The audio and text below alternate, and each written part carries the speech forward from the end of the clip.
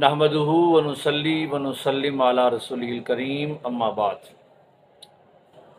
14 اگست کے حوالے سے آج میں لفظ پاکستان کے بارے میں کچھ تحقیق پیش کرنا چاہتا ہوں۔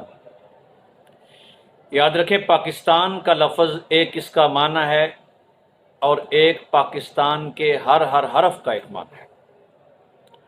پاکستان کا عمومی معنی ہے پاک، آگے دوسرا لفظ استان، اس کا مطلب ہوتا ہے پاک سرزمین، ایک پاک سرزمین، ایک مقدس زمین۔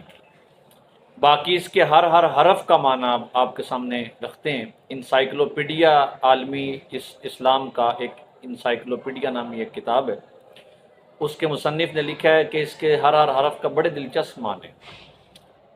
سب سے پہلے آپ کے سامنے آتا ہے پے، اس پے سے بنتا ہے پنجاب۔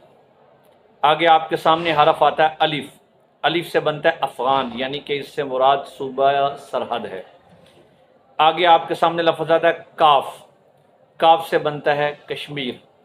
آگے آپ کے سامنے لفظ آتا ہے سین، سین سے مراد سندھ ہے اور سین سے مراد بلوچستان بھی ہے، کیونکہ آگے لفظ آ جائے گا آپ کے پاس سین کے بعد تان، تو بلوچستان، بلوچستان اس کے آخری جو حرف ہیں اس سے مخفف پھر تان بن جاتا ہے یا ستان بن جاتا ہے۔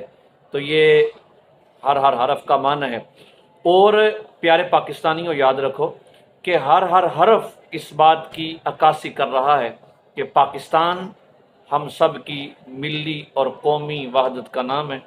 ہم سب آپس میں متحد رہیں گے، متفق رہیں گے، تو ہمارا یہ مجموعہ پاکستان کا یہ مرکب بھی رہے گا۔ پاکستان تمام ہمارے صوبوں کا مخفف ہے اور ملی وحدت کی طرف اشارہ کرتا ہے۔ اب اس کے دینے والے لفظ کے موجد کون تھے، تو اس کے بارے میں دو آراء عالم اسلام کا انسائکلوپیڈیا اس کے اندر لکھی ہوئی ہیں۔